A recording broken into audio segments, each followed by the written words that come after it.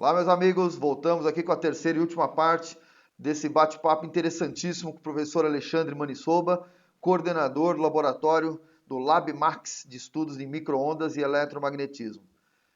Professor, me desculpe interrompê-lo no bloco passado, né, mas apenas para tornar o vídeo num tamanho adequado aí às mídias, né, as mídias de comunicação. O senhor estava falando sobre que adequou as atividades, o corpo, a mão de obra do LabMax nesse momento de pandemia, direcionando isso a alguns estudos de apoio ao combate a essa pandemia, né? E foi nesse momento que nós paramos. O senhor poderia entrar um pouquinho mais em detalhes?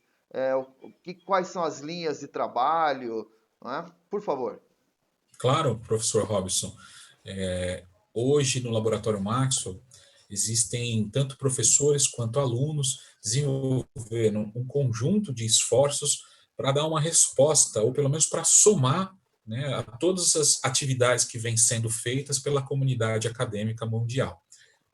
Dito isso, estamos nos esforçando em duas frentes, basicamente, né?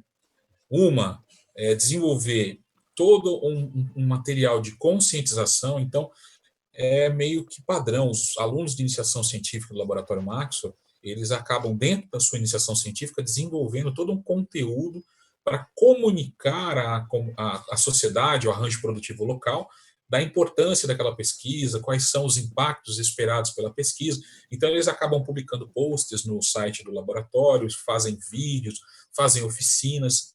Isso é algo que a gente já vem experimentando e tem dado bons resultados. Assim como os próprios professores já vêm fazendo isso desde o início dos esforços do laboratório. Uma vez que a sociedade se encontrou diante de uma pandemia, a resposta veio quase que naturalmente. Todos os alunos e todos os professores do Laboratório Maxwell procuraram imediatamente alguma frente para se engajar. Eu posso citar, por exemplo, os esforços que os alunos têm feito para produzir material de conscientização. Eu posso citar o exemplo da aluna Karen, que está fazendo uma iniciação científica voluntária.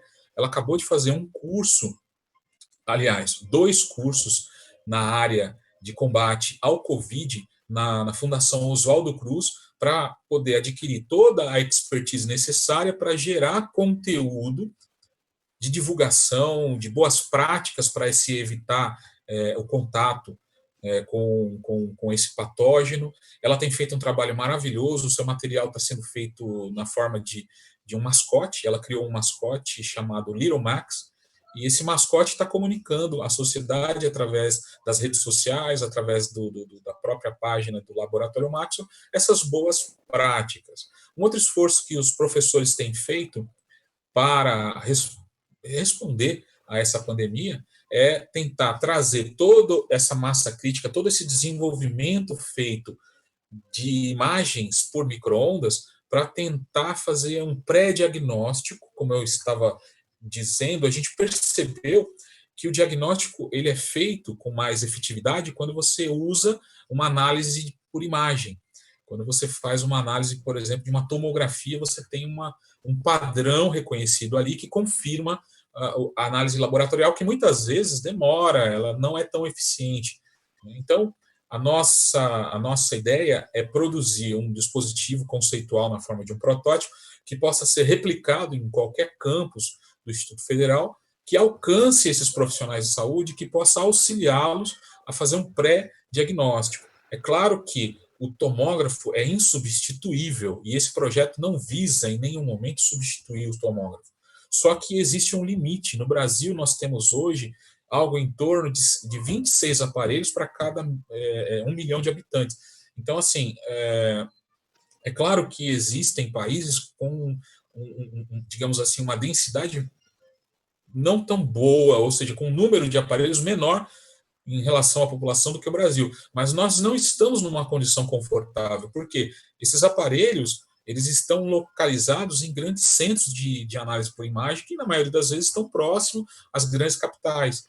Só que aquela população que fica mais no interior do país, Não tem fora acesso. desse alcance, eles acabam tendo dificuldade, né? Então, eles acabam sendo deslocados e existe um custo para fazer esse deslocamento. Então, a ideia é tentar desenvolver um equipamento que possa dar digamos assim, possa atender essa janela esse gap da falta do dispositivo de tomografia, para que o profissional possa fazer uma triagem melhor e encaminhar esses pacientes para fazer a tomografia e aí administrar melhor esses recursos. Porque como estamos num ambiente, e o senhor bem sabe, o senhor que é um pesquisador da área de segurança, na área de defesa, o senhor sabe que vivemos um ambiente de guerra.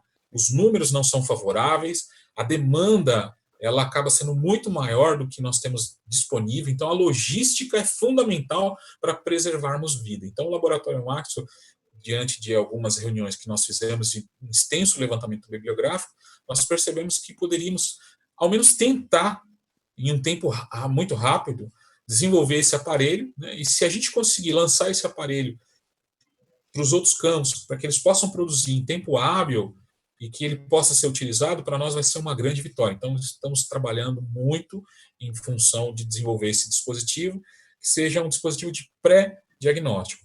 Hoje, basicamente, todos os esforços do Laboratório Maxwell estão voltados para essa demanda. Excelente. Adicionalmente, eu posso dizer que o Laboratório Maxwell tem pesquisas na área de defesa, tem pesquisas também na área de educação. Uma primícia que o professor Justo, lá da Poli, que é um dos cofundadores do LabMax, sempre colocou, foi que um bom pesquisador, ele precisa ser um bom professor. Então, a gente sempre procura ferramentas que melhorem o diálogo professor-aluno, aluno-professor. A gente sempre tenta levar para dentro do ambiente de sala de aula um ferramental educacional que faça uma certa compatibilidade, que seja compatível e seja uma ponte, aliás, seja uma ponte entre o conteúdo apresentado e a aplicação daquele conteúdo no dia a dia do aluno, no dia a dia do profissional que nós almejamos formar no aluno. Então, a área de educação e engenharia também é uma área cujo qual desviamos muito esforço de pesquisa no Laboratório Maxwell. Então, além da parte de eletromagnetismo aplicado, nós também temos pesquisas na área de educação científica e tecnológica, visando melhorar a qualidade de vida de alunos e professores dentro desse ambiente que é muito, digamos assim, complicado muitas vezes, porque de todas as ciências que nós conhecemos, matemática, química, física, você tem um licenciado e um bacharel. Então, você tem o licenciado em física, que vai ensinar física, e você tem o bacharel em física, que vai trabalhar com a física. Na engenharia, você só tem o bacharel, você não tem uma licenciatura em engenharia. Então, ninguém ensina o engenheiro a lecionar. Então, esse gap... que não há sentido em você ter um engenheiro apenas um professor, né? Um engenheiro, ele tem que trabalhar, ele tem que engenhar, não é? Ele tem que criar com tecnologia, não? Sabe o que é engraçado, professor Robson? O senhor até me fez lembrar de uma pergunta que eu sempre recebi, né? Professor, o senhor trabalha ou só dá aula? E eu dava risada, eu achava engraçado, como se eu não estivesse exercendo efetivamente a profissão. E a carreira de engenheiro, uma das atribuições que são regulamentadas pelo sistema CREA-CONFIA, uma dessas atribuições é a de lecionar. A atividade de docente no engenheiro é default, faz parte das atribuições. Só que na faculdade a gente deveria ter algumas cadeiras. Por exemplo, digamos assim, psicologia da educação, história da educação, pedagogia e outras ferramentas para nos auxiliar para que a gente pudesse proporcionar melhor qualidade de vida, tanto para professores quanto para alunos. É muito comum, e infelizmente eu falo isso, você ter um índice de evasão na engenharia que beira os 95%. É algo inaceitável. Por quê? Um país como o Brasil, ele clama por engenheiros. Só na área de engenharia elétrica, uma pesquisa que eu tinha feito em 2010, olha só, em 2010, entrava dando pedido para trabalhar no estado de São Paulo 30 engenheiros eletricistas estrangeiros por mês. Ou seja, naquela época, em 2010, era um engenheiro por dia que entrava no estado de São Paulo oriundo de outro país. Isso porque os engenheiros que nós temos no Brasil, eles não se aposentam, professor Robson. Aí você fala assim, mas como eles não se aposentam? Eles não podem parar de trabalhar, porque não tem ninguém que substitua eles. A demanda por engenheiro é muito grande no nosso país, e existe um gargalo, que esse gargalo é a sala de aula.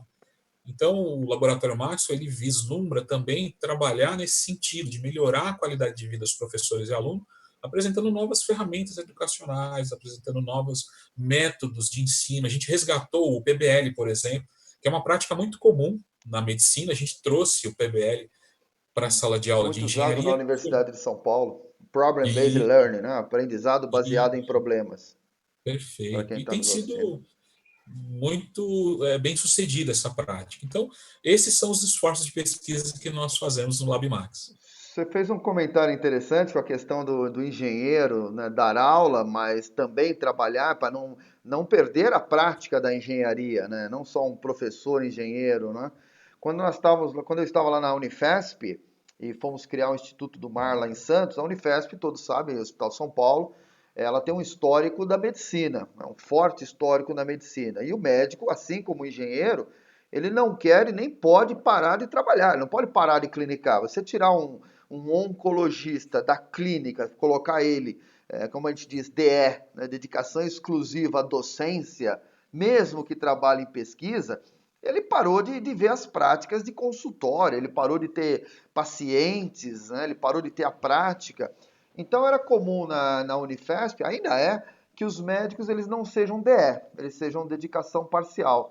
E houve uma discussão assim, porque a reitoria ficou muito surpresa quando se criou o Instituto do Mar, que os professores da área, mesmo engenharia, gestão, eles queriam vagas DE, vagas de dedicação exclusiva. E eles achavam, a reitoria disse, poxa, mas que estranho, vocês não têm intenção de continuar trabalhando tal, né, e se afasta para isso.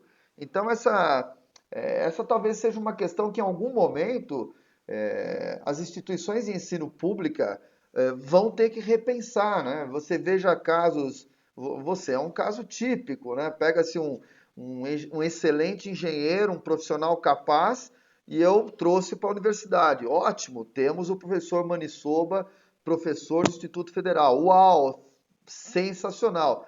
Só que o mercado ficou capenga, né? O mercado perdeu uma mente brilhante e o professor Manissoba também parou de atuar próximo ao mercado, que normalmente tem uma dinâmica muito mais rápida, consegue se atualizar, também desenvolve tecnologias, né? Então, nós que somos DE, o senhor assim como eu, DE, para quem está nos assistindo, são professores contratados no regime que nós chamamos, que é o de dedicação exclusiva à docência e à pesquisa, né? Não podemos desenvolver atividades profissionais. Eu acho que em algum momento nós vamos ter que repensar isso, nós vamos ter que achar meios para que os professores não fiquem apenas. Claro que a pesquisa é fundamental e ela é importante, mas a proximidade com o mercado é muito rápido, o mercado é muito ágil, né? O mercado tem recursos, o mercado tem muita capacidade de suprir e de apoiar as pesquisas e tudo mais, né? Então, quando o senhor comentou a questão do engenheiro em sala de aula, o engenheiro que trabalha, o déficit de profissional, não só na área de engenharia, na área de TI, na área de saúde, o Brasil é um país que tem déficit profissional em praticamente todas as áreas, né? Direito, né? Gestão, né? Capazes, né? Então, eu acho que nós vamos ter que, em algum momento, repensar essa forma de trabalho. Eu não tenho uma resposta para isso, mas me incomoda ver essa distância entre pessoal que entra somente em sala de aula e perde essa proximidade com o mercado. Lembrando que somos um instituto de tecnologia, né? A definição da palavra tecnologia é conhecimento aplicado. Ora, então, se somos um instituto de conhecimento aplicado, não basta termos o conhecimento, temos que aplicá-lo e aplicá-lo para o mercado, né? Instituto de Temos que Tecnologia. transferi-lo para o arranjo produtivo local, né? E numa via de mão dupla, né? O que o É mercado está verdade. fazendo, receber também, até para passar para os alunos, né? Verdade. Por falar em ciência e tecnologia, me permita fazer Pois não. um endereçamento. No passado, é muito interessante, se a gente estuda a história da humanidade, a gente percebe que a ciência ela tinha como seu principal mantenedor o governo. Então, os monarcas, os imperadores, eles sempre detinham toda a ciência. Então, a ciência se resumia na ciência bélica, produção de armas, produção de armaduras, produção de arcos, espadas, muralhas, ofensículos e dispositivos de rompimento de muralha, ariete, enfim, trabucos.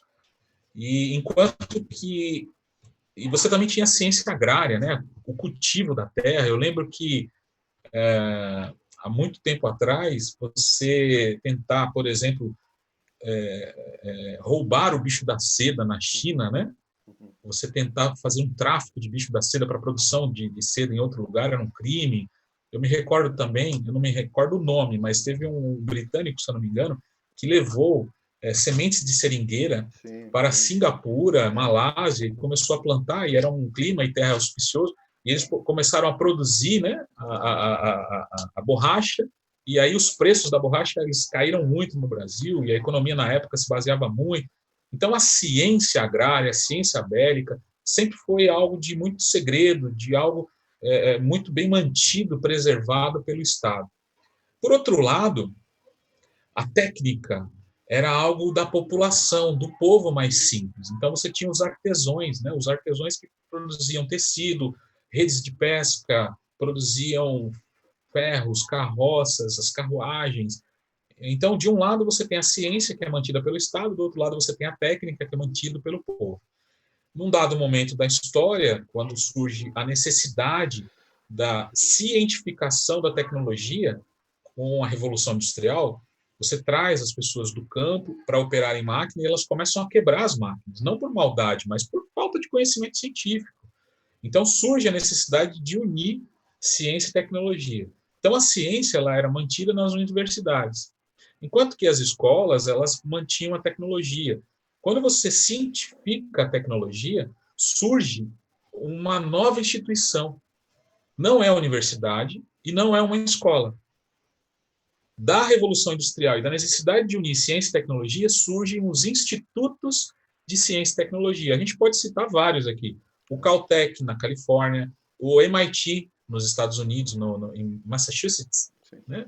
O Instituto de Tecnologia de Massachusetts. Você tem aqui o Instituto de Tecnologia Mauá, você tem o Inatel, que é o Instituto de Telecomunicações Nacional, você tem o Liceu de IPT, Artes e Ofícios. você tem o ITA, você tem vários institutos, e o mais novinho de todos eles, um dos maiores, mas mais novinho, digamos assim, o caçulinha, que é o Instituto Federal de Ciência, Educação, Ciência e Tecnologia, né? Que está aí espalhado por todo o país. Mas, Então, mas essa professor, nossa... me permita só um parênteses aí. Eu não Sim, acho que nós sim. somos o caçulinha, não. Eu acho que nós somos o avô. Ah, ó.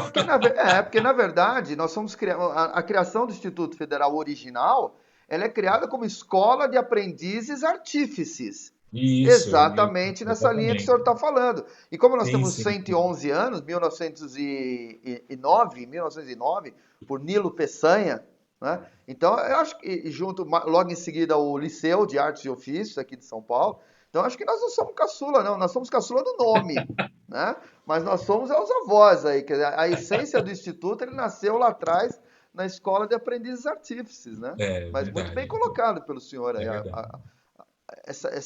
esse desenvolvimento aí. Desculpa interromper o seu raciocínio. Imagina, é que quando a gente estuda a história da ciência e da tecnologia, a gente percebe que, num dado momento, surge essa necessidade de É você verdade. ter a união, né, de todos os conhecimentos acadêmicos com a praxis, né, com a demanda do arranjo produtivo local. E o senhor é administrador de empresa, sabe muito melhor do que eu que a administração de empresa, muito embora seja da área de humanas, ela não pode abrir mão de Claro, todos os claro, conhecimentos tecnológicos. claro. Por exemplo, o que a gente usa muito na área de administração de empresas, o rastreamento de mercadoria, muito.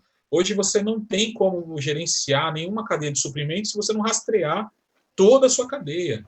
E não dá para você abrir mão, por exemplo, do RFID, Sim, que é um sistema que usa amplamente o eletromagnetismo para fazer identificação e sim, rastreamento sim. na cadeia produtiva. Né? Então, É, eu acredito que a tecnologia ela está se tornando um commodity para as áreas de humanas.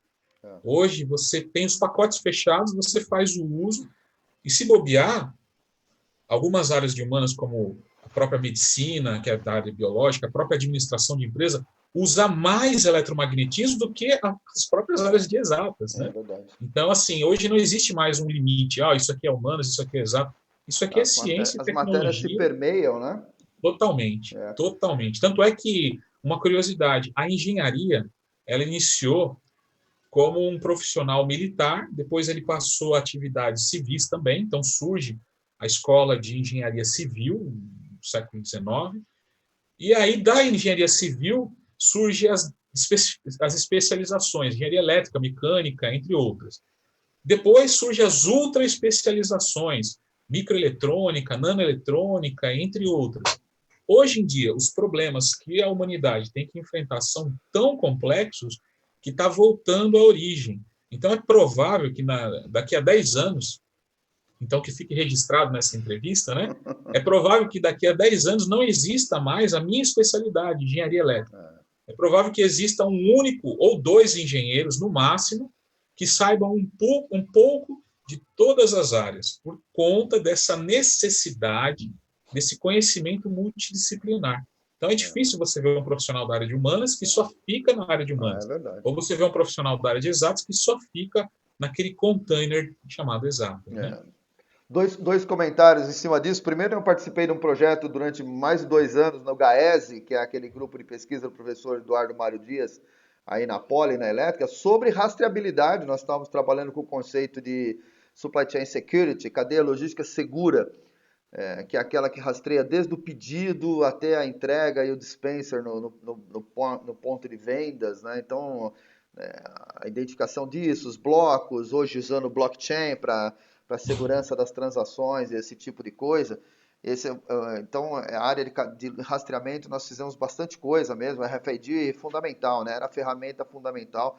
Chegamos a fazer projeto para os Minas em Cubatão, né? Para rastreamento de bobinas de aço, né? Aquelas bobinas 20 toneladas, tal. Uma bobina de 20 toneladas e se perde bobinas. Alexandre, pô, perdi uma bobina. Onde foi que eu coloquei uma bobina de 30 toneladas? Você fala assim, pô, como é que você perde uma bobina? Aí quando você olha o pátio que vai levar a bordo do navio, com 6, 7 mil bobinas, aí você entende que você perde bobina, né? Você perde bobina. Você vê que engraçado. Você vê que engraçado.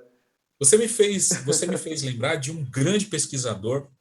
Ele é um grande gestor na Fiesp, a Federação da Indústria do Estado de São Paulo, Rebouças, né, Dr. Rebouças. Ele é hoje reconhecido internacionalmente como um dos pesquisadores mais importantes na área de rastreabilidade. Ele desenvolveu uma tecnologia de identificação de documentos,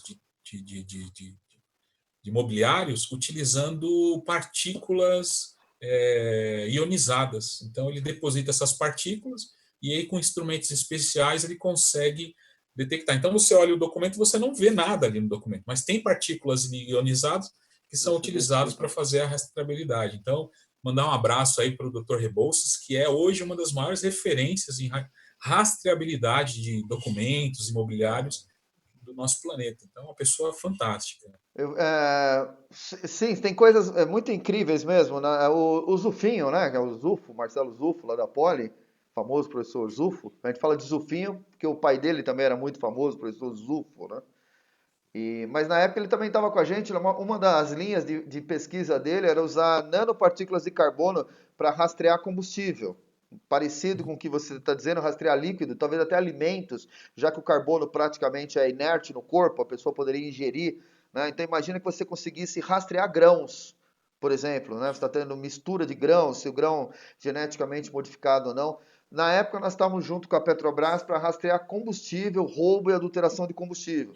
Então, nanopartículas de carbono que eram dispersas no líquido, no combustível, claro, numa proporção que não afetava em nada, né, totalmente inócuo no combustível, mas depois dispositivos conseguiriam ler micro incrustações nessas partículas de nanocarbono e você poderia ter, como se fosse um código de barras, né, uma identificação do líquido. Então você pegaria amostras de líquido, passaria por sensores e você conseguiria, por exemplo, identificar se aquele líquido foi adulterado, qual é a origem dele, então combustível roubado, como aconteceu, por exemplo, nesse caso não seria possível, mas numa hipótese, aquelas manchas de óleo, né? Então você encontra material descartado, descarte irregular, e você consegue identificar o número de série do líquido. Então, líquido, grãos, pós, farinha de trigo, farináceos, alimentos.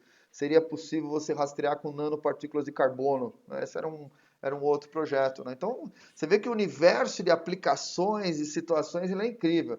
Mas um segundo comentário que eu queria fazer, ainda voltando ao que o senhor bem colocou lá atrás, e aí puxando um pouco de sardinha para o lado aí da gestão, eu quero morrer quando algum aluno fala assim, faço administração porque eu não gosto de matemática. Aí eu falo para ele, escuta, como é que você vai fazer gestão de cadeia produtiva, então? Né? Como é que você vai fazer análise de desempenho de pessoas, se você não gosta de estatística e matemática? Como é que você vai fazer dispersão de mercados, estudo de mercados, estudos de penetração de produto, se você não gosta de análise de clusters e análises matemáticas? Como é que você vai fazer gestão financeira numa empresa, se você não gosta de matemática? Como é que você vai fazer participação de produtos em mix de mercado, se você não gosta de estatística? Como é que você vai fazer análise de clientes e análise sociológicas de clientes se você não gosta de matemática? Né? Eu não consigo imaginar uma única área, sem contar as clássicas, contabilidade e auditoria. Como é que você faz auditoria? Como é que você implanta qualidade se você não faz análises estatísticas e matemáticas? Né? Então, eu não consigo imaginar uma única área da administração que a gente não use matemática. Né? Como é que esse mito, né? Como é que isso passa na sociedade que a área de administração é uma área que não usa matemática? Eu sou um grande defensor do aumento da carga de matemática. Já fui quase crucificado por conta disso em algumas instituições. Não no IFE, mas em outras instituições, que eu defendia um aumento enorme da carga de matemática dentro do curso de gestão. Não é? Matemática, estatística, probabilidade. Ora, se eu não entender de probabilidade estatística, como é que eu faço gestão? Já que a área de humanas, na sua essência, você não tem os problemas de humanas, eles não têm soluções exatas. Qual é o melhor método didático? Ora, se eu tivesse uma solução exata para isso, seria uma maravilha. Todo professor usa aquele método, toda aula é maravilhosa, todo aluno aprende. Não é? Então, eu não tenho um mecanismo 100% garantido. Quando eu não tenho algo 100% garantido, o que é que me resta, se não a estatística? É aumentar a probabilidade de sucesso, não é? Então, é inacreditável esse mito, né, de que a área de gestão não usa matemática, não usa ferramentas aí de engenharia, como o senhor bem colocou. Né? A vida ela é multidisciplinar. Né?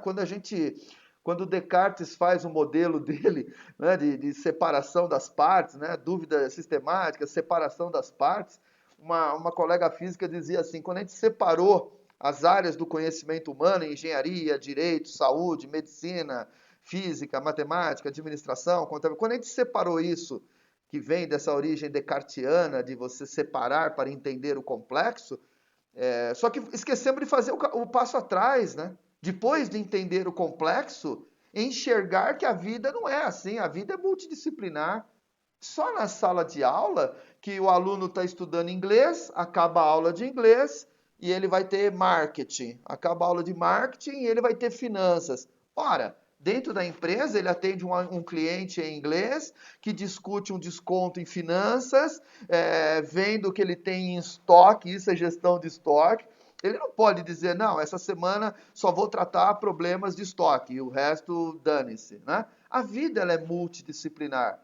A situação que nós apresentamos para os alunos nas instituições de ensino é uma situação totalmente artificial. Vou ensinar eletromagnetismo. Muito bem. Com qual custo? Com qual aplicação? Onde se usa? Ah, não. A parte financeira você vai estudar com o professor de matemática financeira. Ora, isso é só em sala de aula. Quando o aluno está dentro de uma empresa, quando ele está no mercado, a vida, na sua essência, ela é multi e interdisciplinar, né, professor? Não sei se o senhor concorda comigo. Plenamente, professor, plenamente. É. É muito arriscado você compartimentalizar o conhecimento simplesmente em exatas, humanas, É, sendo é que verdade. realmente todos os problemas são complexos. Né? E quando a gente fala complexo, é isso. É multidisciplinar e exige do profissional. Bem Verdade. colocado, professor. Professor, puxa vida, eu acho que nós vamos caminhando aqui para encerrar depois dessa discussão filosófica do ensino, né, das instituições de ensino. Eu queria agradecer o seu tempo, tá certo? Não, eu tinha certeza que ia ser um bate-papo delicioso óbvio que foi, né? E a gente poderia continuar aqui. Eu acho que nós vamos ter espaço para mais algum, né? Poderemos pegar algum ponto mais específico. Se o senhor estiver disposto aí, a gente já está feito o convite. Totalmente à disposição, Eu costumo tanto do brincar. senhor quanto dos seus alunos, dos seus espectadores. Excelente. Eu brinco que eu faço esse convite ao vivo, que aí a pessoa fica sem graça de falar não, né? Então, Não consegue recusar, o cara vai recusar. É brincadeira, né, professor? recusar o decréscimo de capital político é muito grande. É, o cara fala, não, professor, não quero, dei essa entrevista, não, não mais, nunca mais. Ninguém vai fazer isso. Mas vamos pensar num futuro aí, sem tomar muito seu tempo, a gente pensa num outro tema, numa outra abordagem para a gente desenvolver, que eu tenho certeza que é útil, né? Esse trabalho que nós estamos levando para a sociedade, né? Ensino, pesquisa e a extensão. Estamos aqui como se fosse uma mesa de debate, uma mesa de bate-papo, levando essa informação. Então, professor, eu queria agradecer imensamente o seu tempo, a sua disponibilidade, a sua boa vontade de estar aqui compartilhando seus conhecimentos, seu tempo com a gente. E agradeço mesmo aí. Gostaria de deixar o espaço para o senhor mandar sua última mensagem para o pessoal. Eu fico lisonjeado, reforço o que eu havia dito no início desse nosso bate-papo. Para mim é um prazer imenso, haja visto que eu tenho acompanhado suas entrevistas muito bem feitas. Parabéns, professor, um trabalho que Obrigado. realmente está brilhantando o nosso Instituto Federal, está mostrando para a comunidade o que a gente realmente faz, né? Está mostrando quem nós somos, o que fazemos e para que viemos. Então, parabéns, o trabalho é incrível, eu fico lisonjeado, agradecido, estou à disposição, fico muito feliz de alguma forma poder contribuir com esse trabalho maravilhoso e acredito que daqui para frente ele só tende a crescer cada vez mais e mesmo pós-pandemia eu tenho certeza que esse trabalho vai prosperar, vai continuar, porque ele é essencial para a divulgação, para a aproximação da comunidade acadêmica com o arranjo produtivo local e também com a sociedade. Então agradeço imensamente, desejo aí todo sucesso ao trabalho do senhor e que possamos passar, né, por essa pandemia. Peço Verdade. que o professor não saia de casa, se possível, fique em casa, né? Se preserve, preserve a si e aos seus. E também agradeço imensamente a toda a estrutura do Instituto Federal, de servidores a alunos, que tem feito dessa instituição de ensino um ambiente profícuo e auspicioso para o desenvolvimento do ensino de qualidade, da pesquisa de alto fator de impacto e da extensão capilarizada, que vai realmente onde ela precisa ir. Atende realmente a necessidade tanto do arranjo produtivo local, quanto das pessoas no entorno do Instituto Federal. Então, para mim, é muito bom poder participar desse momento, professor. Conte comigo para qualquer outra oportunidade, eu fico esperando com muita ansiedade, inclusive, a próxima oportunidade, e estou totalmente à disposição, tanto do senhor quanto dos seus espectadores, para responder eventualmente qualquer dúvida que venha a surgir aí desse nosso bate-papo. O senhor pode compartilhar meus meios de contato com os seus espectadores, de forma que eles ou pode me direcionar as perguntas que eventualmente eles fizerem, e a gente vai posteriormente responder ou tentar responder, na medida do possível, todas elas. Então, muito obrigado, professor Robson. Excelente, professor. Eu que agradeço a oportunidade novamente. O contato do professor Manissoba, vocês podem entrar em contato a partir do site do Instituto Federal, ifsp.edu.br, procurar o campus que ele está alocado hoje, Cubatão, campus Cubatão. E aqui embaixo do nome do professor também coloquei, você tem o site do labmax.org, lá você consegue os contatos também do professor Manissoba e podem entrar em contato com ele. Os meus contatos vocês conseguem a partir também do site do Instituto Federal, Campus Pirituba. Hoje eu estou locado no Campus Pirituba e lá você, em corpo docente, consegue contatos. Se não, você pode postar o seu comentário aqui no próprio YouTube, são livres os comentários, vocês podem colocar perguntas, contatos, que depois a gente repassa para o professor e aí ele atende vocês aí. Bem? Meus amigos, obrigado novamente por mais essa tarde agradável aqui, essa conversa muito boa, né, para esclarecer informações para nós aqui. Espero que vocês tenham gostado. Fiquem bem, continuem em casa, como o professor bem colocou. Mantenham o isolamento social, mantenham a quarentena, sigam as instruções do Ministério da Saúde. Se precisarem sair de casa, usem máscara, usem asepsia, álcool em gel sempre. Chegando em casa, tirem sapato, tirem as roupas e coloquem, né, num lugar adequado, deixa elas ali do lado, pratiquem o isolamento social e fiquem bem. E nós vamos passar por isso. Essa pandemia não vai durar para sempre, ela vai passar, nós vamos estar de volta e o Instituto Federal vai estar aqui junto de vocês. Alexandre, meu muito obrigado. A todos que nos assistiram, muito obrigado. Fiquem bem e até a próxima. Até a próxima.